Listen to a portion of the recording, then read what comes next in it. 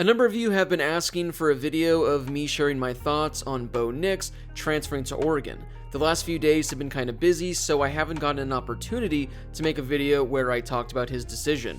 Well, I have some time today, so I thought it'd be a perfect time to share with you my thoughts on the greatest college football quarterback of our generation transferring to Oregon. But before I do that, make sure you guys smash that subscribe button and turn on those notifications if you're new here to my channel. If you're watching this video, odds are you love college football, and odds are you likely aren't subscribed. So make sure to smash that subscribe button and turn on those notifications, that way you don't miss another video. Oh, and if you could take a second and give this video a thumbs up, I would greatly appreciate it. It really helps the algorithm of the video and helps share with more college football fans. If you think Bo Nix going to Oregon is going to result in him winning the Heisman and Oregon winning the national championship, give this video a thumbs up. If you think I'm crazy and that's not going to happen, also give this video a thumbs up. So I want to give a quick and brief background on why I think Bo Nix is the greatest quarterback that we've ever seen step on a football field. Well, for those of you that have been listening to my podcast, The Harris Highlight Show, for the last few years, you would know that Bo Nix is a player that we absolutely love to talk about. I don't know why, but he just kind of became this meme in a way where every Bo Nix performance, we just love to break it down and talk about it. He's just one of those few players where no matter what, you always want to see how he plays. My friends and I have loved watching Bo Nix play, and we love that Bo Nix is going to be continuing his journey in college football. Also, I need you guys to know that this is 100% a joke, and I do not think that Bo Nix is the greatest quarterback ever, because there are a lot of people in the comments who have given me a lot of crap for thinking that Bo Nix is one of the best quarterbacks out there. It's just a joke, and we love Bo Nix the player, and we also love Bo Nix the man. So let me share my initial reaction to this. I was chilling with my family, and I got the notification from Twitter that Bo Nix was transferring to Oregon. I sent the tweet to my group chat that has the guys I do the podcast with just LOL, and all the other guys responded with something similar. Bo Nix, the guy that we love to hate, is coming to the Pac-12, the conference that we all follow the most. As you guys know, I went to Arizona State, so the Sun Devils are my team, meaning I get to see Bo Nix in my conference next season. Now, unfortunately, Arizona State doesn't play Oregon, so I guess they're just gonna have to face each other in the Pac-12 title game next season. So upon initial thought, I was thinking, what on earth is Bo Nix doing? Why is he going to Oregon? But now that I've given it a couple of days for me to kind of sit back and really think about the decision, I absolutely love it. So first and foremost, I think it's actually really ironic that he ends up transferring to Oregon because, as we all know, that's the team that Bo Nix took down in his first career start. It's the game in which he kind of peaked and had the best performance of his Auburn career. So it's really kind of cool to see it come full circle and see him end up at Oregon, the team that he took down in his first career start. Now, I've made some Bo Nix videos over the last couple of weeks, so I apologize if some of these things are repetitive, but again, if you're watching this for the first time, this might be new information to you guys. On a podcast last week, Bo Nix was talking about whether or not he wanted to remain in the SEC. I know there were rumors of him potentially going to Ole Miss because he'd been in contact with Lane Kiffin, but I totally get why Bo Nix wouldn't want to play teams in the same conference, let alone the same division, if he went to Ole Miss. He wanted to leave Auburn for a fresh start, so why go to a team where you're essentially playing the same exact teams you would have played at Auburn? There were also some rumors that he'd be going to UCF because that's where his former head coach, Gus Malzahn, was. But also, if you're Bo Nix, why take a step down and go to a group of 5 school? That was something he also talked about on that podcast, saying he's not necessarily doing this to take a step down, he wants to go to another Power 5 school where he has a solid opportunity. I know there were some other schools that were mentioned, but nobody really gave any Pac-12 schools any consideration, and I sure didn't, let alone Oregon. But again, thinking about this more and more, I think this decision makes a lot of sense.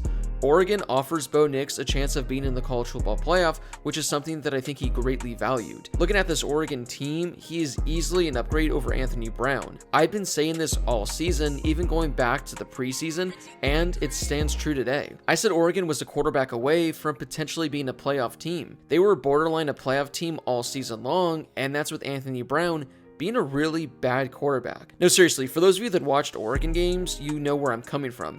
Anthony Brown was an awful quarterback this season, and if Oregon just had a decent quarterback, they very easily would have at least been in the Rose Bowl, and they might have been making a push for a college football playoff spot. The thing that is ironic to me was the fact that Bo Nix talked about not wanting to play teams in the SEC again. Well, Oregon plays Georgia in week 1 of the college football season next year, so he'll have a chance to take down one of the top teams in the country, kind of like what he did in 2019 for his debut by taking down Oregon. But that's the only SEC team he's going to have to face. But looking at Oregon's schedule, they play some pretty good teams, and they get to play them at home. They have games against BYU, UCLA, and Utah, some really solid teams that are likely going to be top 25 ranked when Bo Nix faces them. And they have no tough road games. So Bo Nix has a chance to take down some top 25 teams and has a fairly easy schedule the rest of the way, something that could benefit him towards getting to a really good bowl game. Now, upon doing all my research, I guess this was some news that I missed in this past week, but Oregon recently hired Kenny Dillingham to be their new offensive coordinator. He comes over from Florida State, but he was the offensive coordinator at Auburn while Bo Nix was there. So there's some familiarity there, and Bo Nix gets to play under a coach he's comfortable with. Now, I'm not sure how much of an impact that makes, but it's definitely something that probably gave Oregon a slight edge over some other programs. Now, this is also interesting because I know Bo Nix said that when he put his name into the transfer portal, he didn't want other schools contacting him. He didn't want this to be like a recruiting process all over again. Only he could reach out to teams that he was interested in. So I wonder where Oregon was on his list before Kenny Dillingham went there. Now, the Pac-12 is definitely a downgrade from the SEC. Bo Nix clearly has the talent, but maybe the SEC was just too difficult for him. Maybe now in the Pac-12, he's going to be able to thrive. You're not going to be playing teams like Georgia, Alabama, Florida, Arkansas, Ole Miss on a week-to-week basis. Instead, he's going to be getting teams like Washington State, Colorado, Arizona, Cal, Stanford. So the competition is going to be a lot less than it was in the SEC, which I think is going to really help Bo Nix. I've said this many times, but Bo Nix is one of those few players that has a really high ceiling that you just haven't really seen yet. We've seen flashes of his potential numerous times, including his first career game against Oregon. We've seen it for quarters and we've seen it for drives, but we haven't really seen him put it together for a stretch of a couple of games. Now again, that might just be because of the SEC competition. If you put him in the Pac-12, maybe we're going to see consistent games of Bo Nix playing above average football. Now, something that I did find really interesting in regards to Bo Nix transferring to Oregon was what's going to happen with Ty Thompson. For those of you that don't know, Ty Thompson was the highest quarterback recruit in Oregon history last year. Now, he's likely going to have to sit again this season. There certainly is going to be a quarterback competition, but I don't think Bo Nix is going to Oregon with a chance of him not even being the starter. Again, you'll probably have a competition just to honor Ty Thompson and the other quarterbacks there, but it's really tough to imagine Ty Thompson beating out Bo Nix unless Bo Nix gets hurt or Bo Nix is just truly awful and Ty Thompson shows that he's clearly the guy for the job. Maybe Oregon isn't as high on Thompson after seeing him at practice, but I don't know what's going on at Oregon. Now, I know you want to have a quarterback that has experience, and Bo Nix brings 35 plus career starts under his belt, but how's a quarterback going to get experience if you never really give him a shot? So I don't know what exactly is going on with Ty Thompson. Maybe he's going to enter the transfer portal, or maybe he's going to stay and, potentially have a shot at the quarterback spot. I don't know. It's kind of interesting. I don't know why Oregon would necessarily go the Bo Nix route unless they're just that high on him, and maybe they're not as high on Ty Thompson. So again, that's definitely a name to keep an eye on in regards to the transfer portal in the coming weeks. So Bo Nix going to Oregon, I definitely think he's a massive upgrade over Anthony Brown, which instantly makes Oregon a better team. They're the best team, I think, in the Pac-12 next season, and by adding a really solid quarterback, it probably makes Oregon the favorite in the Pac-12. Now, as I said, we've seen Bo Nix in flashes look like a really, really good quarterback. He just can't do it over long periods of time. But maybe by going to Oregon, again, facing some lesser competition, being in a different offense, being in a different scheme, maybe that's going to unlock something we haven't yet seen from him. And I definitely think there's a world out there in which Bo Nix is a top 10 to 15 quarterback in all of college football. Now, I don't want to compare him to Johnny Manziel, but he does remind me of him at times. The only difference is Johnny Manziel did that over a full season and won the Heisman Trophy. Now, I'm not saying Bo Nix will win the Heisman Trophy, but there is a possibility that he can have a magical season. Now, if Bo Nix wins a Heisman Trophy, that is just going to break the college football world, and that is going to break everything I've talked about on my channel over the last few years. But I would certainly love to see it. I have no idea what's going to happen next year, and there's a chance that Bo Nix is exactly the same quarterback he was at Auburn.